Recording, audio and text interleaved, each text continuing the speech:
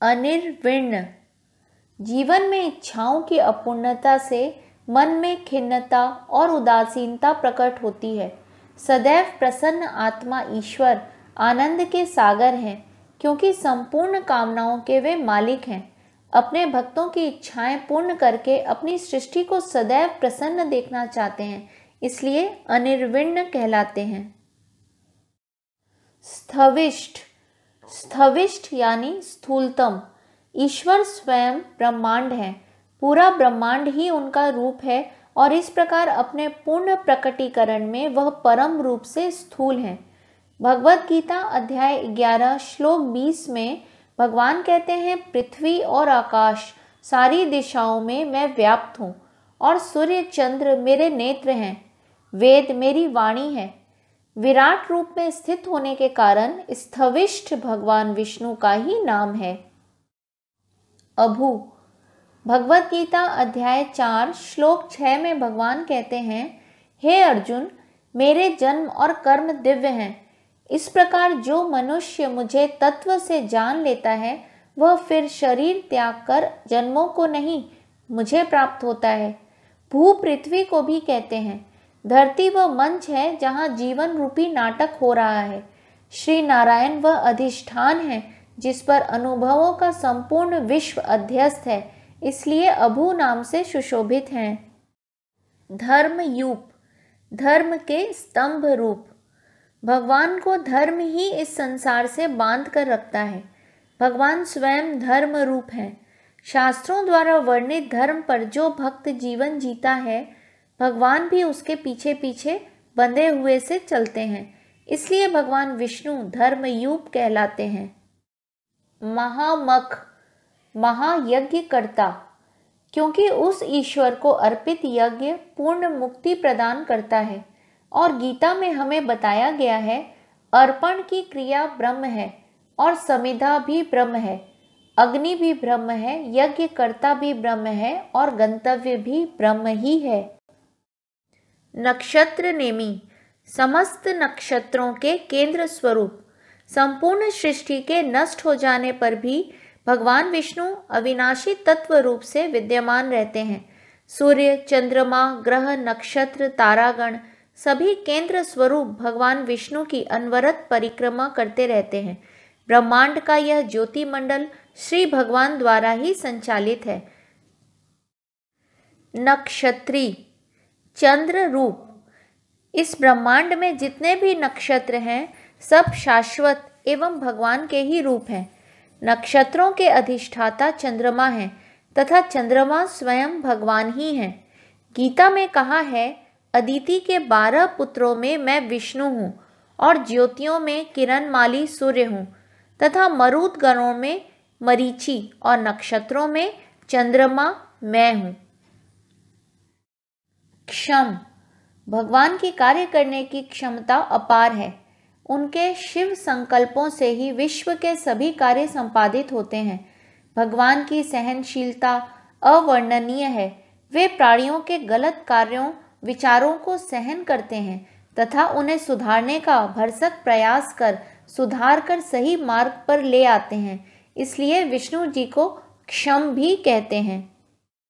क्षाम। भगवान में कोई भी अभाव नहीं है। प्रलय में संपूर्ण विश्व विलीन हो जाता है, लेकिन तब भी ईश्वर हर रूप में अस्पृष्ट रहते हैं, इसलिए क्षाम कहलाते हैं। परमात्मा पूर्ण निर्विशेष हैं। वे अमृत रूप हैं। निर्विशेष परमात्मा में अनंत रस है, वे ही पूर्ण हैं। समीहन। सृष्टि आदि के लिए भली भांति चेष्टा करने वाले।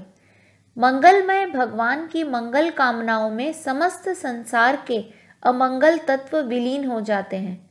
शिव संकल्पों से प्रेरित परम शुभ अभिलाषी परमात्मा की सभी चेष्टाएं जीव का कल्याण करती हैं।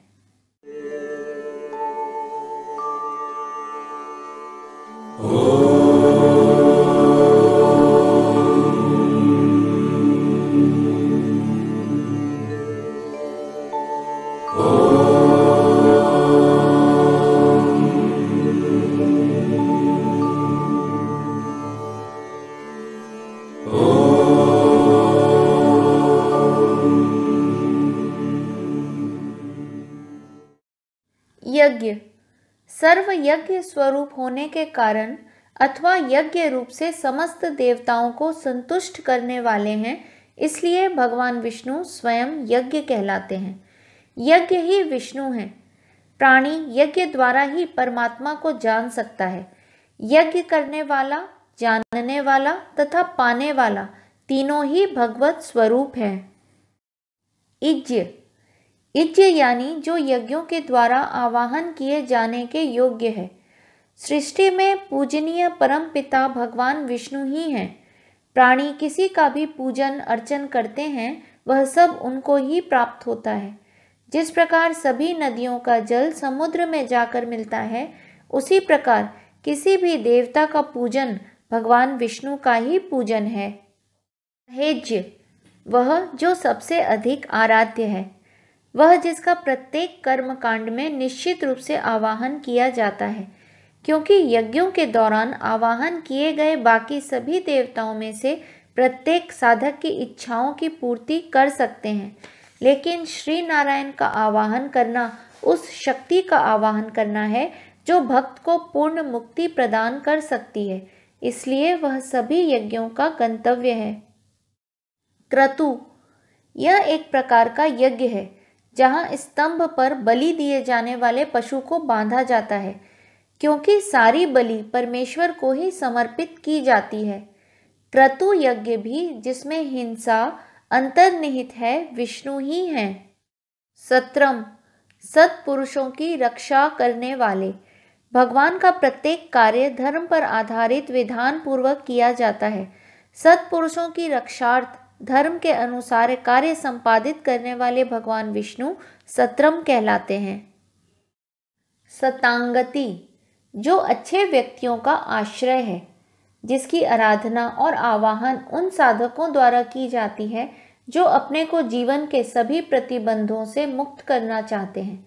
संस्कृत में गति का अर्थ लक्ष्य एवं मार्ग दोनों है।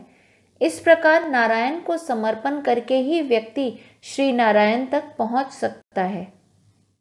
सर्वदर्शी समस्त प्राणियों के सभी कर्म और अकर्म को देखने वाले। प्राणी जो कुछ भी विचारता है अथवा करता है, भगवान विष्णु की नज़र से कुछ भी नहीं छूटता है, अर्थात उनकी दृष्टि सर्वत्र है। वे सदैव सबको समान दृष्टि से देखते हैं, इसलिए सर्वदर्शी कहलाते हैं। विमुक्तात्मा सांसारिक बंधन से रहित आत्मस्वरूप। सर्वदर्शी होते हुए भी भगवान विष्णु निर्लिप्त विमुक्त हैं। दूसरों को बंधनों से मुक्त कराने वाले भगवान स्वयं किसी भी प्रकार के बंधन में नहीं आते हैं, इसलिए विमुक्तात्मा कहलाते हैं। सर्वज्ञ सबको जानने वाले। भगवान विष्णु सब जानते हैं, उनकी दृष्टि से कुछ भी छिपा हुआ नहीं है। वे इस चराचर जगत के प्रत्येक जीव के विचार, उद्देश्य, भावना, कर्म से भिज्ञ हैं, इसलिए सर्वज्ञ नाम से विभूषित हैं। ज्ञान मुत्तमम सभी अन्य ज्ञानों में परम ज्ञान। आत्मज्ञान अन्य सभी ज्ञानों में श्रेष्ठतम है। आत्मा ही वह परम ज्ञान है, क्योंकि चैतन्य के बिना कोई भी ज्ञान संभव नहीं। तैत्तिरीय उपनिषद आत्मा को इस प्रकार इंगित करता है, ब्रह्म सत्य, ज्ञान और अनंत स्वरूप है। हरि ओम। श्री विष्णवे नमः।